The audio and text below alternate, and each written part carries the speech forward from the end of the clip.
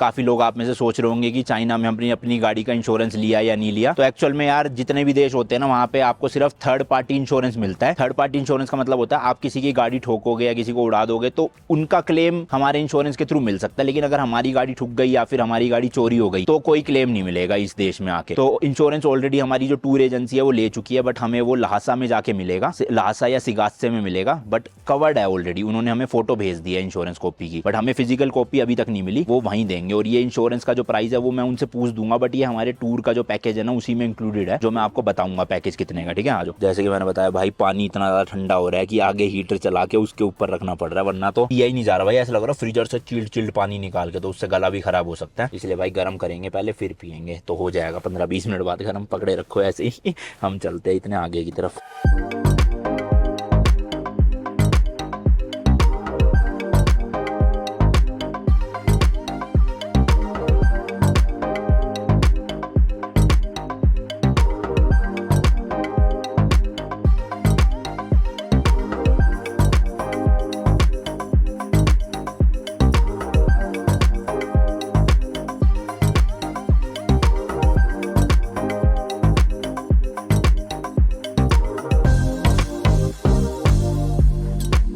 Road पे भाई आप मार्किंग देखोगे ना बिल्कुल परफेक्ट है, मतलब कहीं से भी मिट्टी नहीं हुई, कांस्टेंट चलती जा रही है। देखो येलो वाली, और साइन बोर्ड्स भी प्रॉपर है, रोड भी अच्छी है। ये थोड़े से आपको पैचेस खराब दिख रहे होंगे, बट ये एक्चुअल में गड्ढे नहीं है, इनको भर रखा है अच्छे से।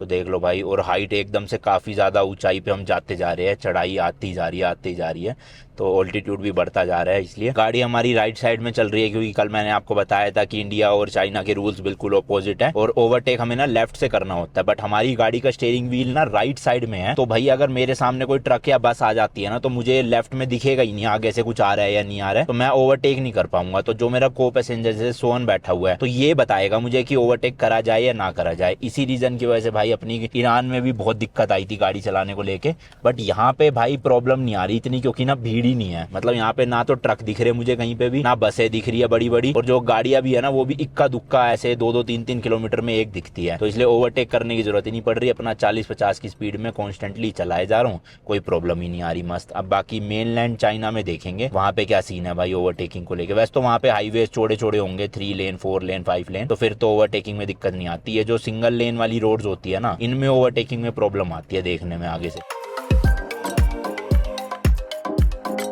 तो ये जो भाई टाउन है ये घेरुंग टाउन है, और ये देखो जैसे हमारे सामने से बुलडोजर जा रहा है ना, तो इससे लेफ्ट से ओवरटेक करने में यहाँ कोई दिक्कत ही नहीं, क्योंकि सामने से व्हीकल आ ही नहीं रहे हैं ज्यादा। तो यहाँ भी देखो भाई छोटे छोटे टाउन में भी ना proper buildings. This is a school और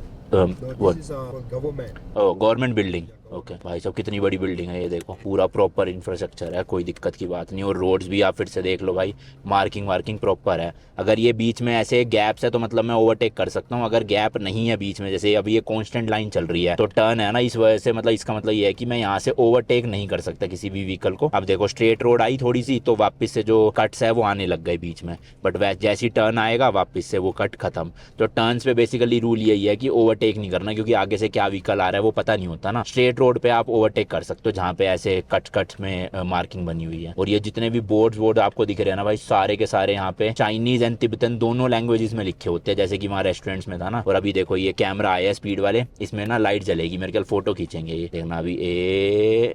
ये देखो तो ये फोटो खींचती है भाई गाड़ी की, बट यहाँ पे हमारी गाड़ी का चालान हो नहीं सकता, क्योंकि नंबर प्लेट इंडिया की है ना। तो जो लोकल गाड़ी है यहाँ की, उनकी तो डायरेक्टली चालान हो जाता है। जैसे अगर स्पीड लिमिट 60 की है और कोई 70 पे जा रहा है, तो उसके सीधा बैंक अकाउंट या फिर घर पे ही चालान आ जाएगा। कोई पुलिस ऑफिसर नहीं है रोकने के लिए यहाँ पे कि आपने ओवर स्पीडिंग करी है, ये करा वो करा। जैसे अपने इंडिया में भी एक्सप्रेस वे और हाईवेज पे यही सिस्टम आ गया कि सीधा कैमरे लगे हुए हैं और कैमरे से ही आपका जो है चालान कट जाता है, बट हमारा कटेगा नहीं यहाँ पे चालान। तो काइंड ऑफ आप समझ सकते हो कोई स्पीड लिमिट नहीं है हमारी गाड़ी के लिए, हम तेज चला सकते हैं। बट मैं, आप पता ही है भैया, ओवर स्पीडिंग करता नहीं हूँ, 50-60 ऐसे ही चल रहे हैं पहाड़ी इलाकों में। और जो मेन हाईवे होंगे वहां पे मैक्स टू मैक्स 100-120 की स्पीड में चला लूंगा, इससे ज्यादा तो क्या। दूसरी चीज यहाँ पे जो है ना भाई, चाइना में वो स्पीड को कैलकुलेट किया जाता है किलोमीटर्स में, right? Speed is in kilometre not miles.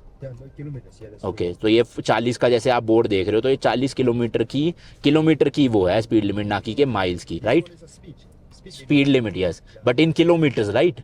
also is counted kilometers. Yes yes yes, हाँ। तो यहाँ भी स्पीड का वो इंडिया जैसा ही है, किलोमीटर्स में ही नापी जाती है पूरी। स्नो देखने को मिल गई रास्ते में, ये देखो फ्रेश स्नो है, मतलब कि ज्यादा टाइम नहीं हुआ गिरे हुए। तो रोड पे तो नहीं है भाई बिल्कुल भी, बट साइड साइड में थोड़ी बहुत पड़ी हुई है भाई साहब। चलो अब जैसे जैसे ऊपर जाते जा रहे हैं बर्फ ज्यादा दिखती रहेगी हमें, क्या मस्त लग रहा है ना भाई साहब। यहाँ का भाई मैं चलान का ना सिस्टम समझ रहा था अपने गाइड से। तो बेसिकली क्या होता है चाइना में कि आपको ना स्टार्स मिलते हैं चलान कटने पे। जैसे कि अगर यहाँ पे 60 की लिमिट है तो आप 65 पे चला रहे हो तो कोई चलान भी नहीं है, ना कोई स्टार, आपको जस्ट वार्निंग मिलेगी। बट मान लो 60 की स्पीड लिमिट है, आप 80 90 या 100 पे चला रहे हो तो आपको 1 स्टार मिलेगा। ऐसी करते करते ना आपको टोटल 12 स्टार मिलते हैं आपके लाइसेंस के ऊपर। और जिस दिन आपके 12 स्टार हो जाएंगे ना उस दिन आपका लाइसेंस जो है वो रद्द कर दिया जाएगा और आपको ड्राइविंग स्कूल में वापस से टेस्ट देने जाना पड़ेगा और फिर से अपना लाइसेंस अप्लाई करना पड़ेगा। तो ये सीन है यहाँ पे। और चलान भी ना भाई काफी मोटा है, जैसे कि हमारे गाइड बता रहे हैं 300 चाइनीज येन का, यानी कि आप वही 13 से 12.5 से मल्टीप्लाई कर लो तो अराउंड 3-3.5 हजार रुपए के आसपास से भी ऊपर का बनता है भाई। तो ये तो मिनिमम चलान है 300 उसका, कईयों का 500, कईयों का 800, कईयों का 1000 तक भी कटता है भाई।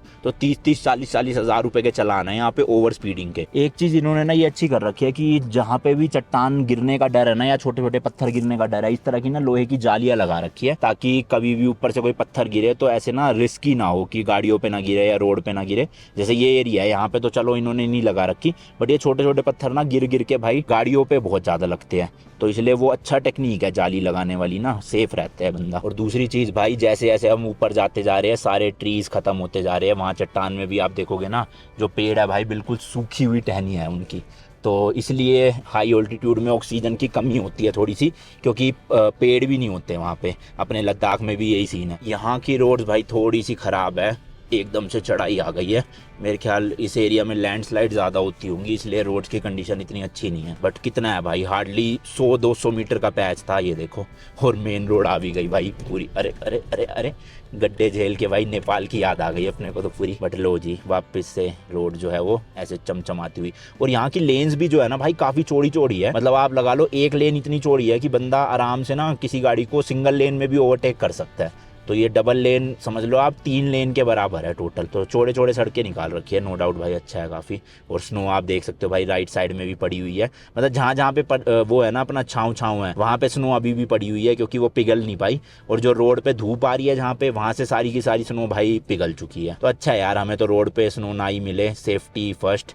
नज़ारे तो भाई हमने गुलमर्ग में स्नो बहुत देखी है, यहाँ पे बस ये है ड्राइविंग सेफ रहे ताकि प्रॉब्लम ना हो कुछ भी। हालांकि हमारे पास 4x4 गाड़ी है ये और साथ में स्नो चेंज भी हम लेकर आए हैं, बट स्टिल क्यों चलानी भाई, अवॉइड ही करेंगे ना। ये देखो भाई पूरी स्नो ही स्नो है, देखो हर जगह। रोड साफ है, ये नहीं पता मुझे इन्होंने क्लीन करी है या पिघल गई है। लग तो रहा है भाई कि क्लीन करी है रोड, क्योंकि इतनी साफ तो नहीं हो सकती, पानी तो होना चाहिए था थोड़ा थोड़ा है ना। बढ़िया है भाई, 40 की स्पीड लिमिट है, आराम आराम से चलते हैं।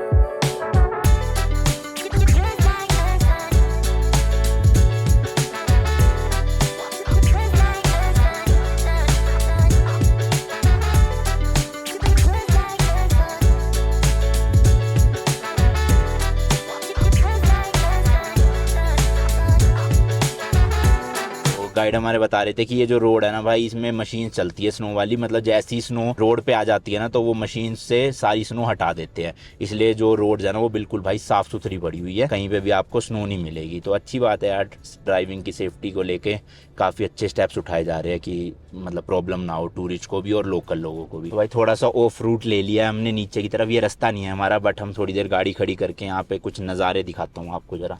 तो यहाँ लगा देते हैं साइड में गाड़ी भाई, स्टार्ट रहने देता हूँ, हीटर चलता रहेगा, अंदर थोड़ी गर्माहट रहेगी। ओ भाई साहब बाहर आते ही तो ठंडी ठंडी हवा चल रही है और 7 डिग्री टेम्परेचर हो चुका है। एंड गाड़ी देखो भाई क्या लग रही है। हाँ तो मैं उतरा हूँ भाई आपको एक चीज दिखाने के लिए, रुको। तो there is a guy called Buddha Jason Milarepa. Milarepa. Yeah. Who was he? Milarepa is actually in the Buddhist we have so many Buddhas. Okay. So like a Siddhartha, he become a Buddha many 1000 generation. After 1000 generation he become a Buddha. Yes. Jason Milarepa is a very special Buddha. Okay. He become to Buddha in one generation. Okay. Yeah. So he was from Kirong. Kirong. Okay, he's from here. Okay. तो मैं आपको ये इसलिए बता रहा हूँ क्योंकि आप ये पूरी चट्टान देख रहे हो, तो मैं एक बार जूम करता हूँ अच्छे से भाई। सबसे पहले देखो आपको वो ऊपर दिख रहा है, ये वाला व्हाइट कलर का दिख रहा है, तो ये केव थी उनकी जहाँ पे उन्होंने 3 मंथ के लिए मेडिटेट किया था। देन उसके बाद वो थोड़ा सा ऊपर गए, वहां पे गए ये वाला। तो ये जो आप व्हाइट बिल्डिंग देख रहे हो यहाँ पे उन्होंने 3 साल तक मेडिटेट किया था। देन ये जो व्हाइट वाली बड़ी बिल्डिंग देख रहे हो ना आप, ये वाली, यहाँ पे उन्होंने 5 ईयर्स के लिए मेडिटेट किया था। तो इसकी ना ऊपर ट्रैकिंग जाती है। ये देखो भाई, ये रास्ता जा रहा है ना, तो यहाँ से गाड़ी तो नहीं जा पाएगी, पैदल पैदल पैदल पैदल पैदल पैदल ऐसे जाते जाते जाते आप ऊपर केव तक जा सकते हो। But it will take around 1 day of trekking. ओ भाई साहब, तो मतलब Actually, I was there. हाँ, I take like 4 or 5 hours. 4-5 hours for you, Yeah. but for us it will take around 1 day. Yeah, 1 day. Yeah. मतलब पूरा दिन सुबह से रात तक आपका निकल जाएगा भाई ऊपर जाने में। तो हम तो नहीं ऑब्वियसली जा रहे भाई इतना ऊंचाई पे। वैसे ही यहाँ पे This one is your hard to walk on the stair. yes And second one is a very high. altitude is Yeah, high, after right? we finish, example like after finish, then we Uh-huh. back. Uh. So you all the legs and arms you can shaking. yes yes Because- तो सुन्न पड़ना शुरू हो जाएंगे। so there's no home stays or hotel up No, there? no. Only for the meditate cave and some bhai. who, service for the monastery for some nuns. Okay, for the Monks and nuns, the right. monks and nuns, तो उनके लिए बस meditation centres बने हुए हैं ऊपर, hotels और guest house कुछ नहीं है। तो इसलिए आपको जाना पड़ेगा और सेम डे नीचे भी आना पड़ेगा, जो हमारे बस की तो नहीं है। इसलिए हम यहीं से ही नज़ारे ले लेते हैं ऊपर के। तो बढ़िया लग रहा है भाई, क्योंकि बहुत ऊंचाई पे है भाई, बहुत ज़्यादा ऊंचाई पे। तो देखो, ट्रैकिंग शुरू करने से पहले ये काइंड ऑफ एक रेस्टोरेंट या छोटी सी दुकान है। तो यहीं पे गाड़ियाँ जाती है और आप यहीं से पानी वानी लेके फिर ऊपर अपनी ट्रैकिंग जो है वो भाई शुरू कर सकते हो। जितनी हाई ऑल्टीट्यूड पे आप चढ़ते जाओगे ना, आपकी सांस भी चढ़ना शुरू हो जाएगी। जैसे मैं अगर चलते चलते बात करूंगा ना, तो भाई सांस चढ़ेगी मेरी। तो इसलिए ये ट्रैकिंग करना तो अपने बस की नहीं है। जो हार्डकोर ट्रैकर्स हैं वो लोग यहाँ पे जा सकते हैं, जिनको ट्रैकिंग का शौक है। तो मैंने आपको बता दिया। जगह की बात बताऊं तो भाई अराउंड केरोंग के से, जहाँ से हम चले हैं, वहाँ से 30 किलोमीटर दूर ये है स्पॉट। और यहाँ से अब 30 किलोमीटर आगे मेन केरोंग का जो काउंटी वाला एरिया वो पड़ेगा। तो अभी तक तो ठीक है, ज्यादा सर भारी नहीं हो रहा, ना ज्यादा सांस चढ़ रही है, काम चल रहा है। एक चीज और भाई देखो, इतनी ऊंचाई पे भी ना इन्होंने पूरा का पूरा जाली लगा रखी है लोहे की, ताकि कोई भी पत्थर वत्थर चट्टान ना ट्रैकिंग करते हुए लोगों के ऊपर ना गिरे। तो मतलब देख रहे हो भाई, सेफ्टी का कितना ज्यादा ध्यान रखा हुआ है, इतने ज्यादा आइसोलेटेड एरिया में भी। मतलब यहाँ पे ज्यादा ना बसावट है, ना ज्यादा टूरिस्ट है, बट स्टिल अच्छा काम किया हुआ है। मैं तो इम्प्रेस्ड हूँ भाई काफी ज्यादा। तो अभी प्लान चल रहा है भाई एक रील बनाने का, वहां से गाड़ी को ले जाते हुए यहाँ से बनाएंगे, जो रील आपको देखने को मिलेगी इंस्टाग्राम पे।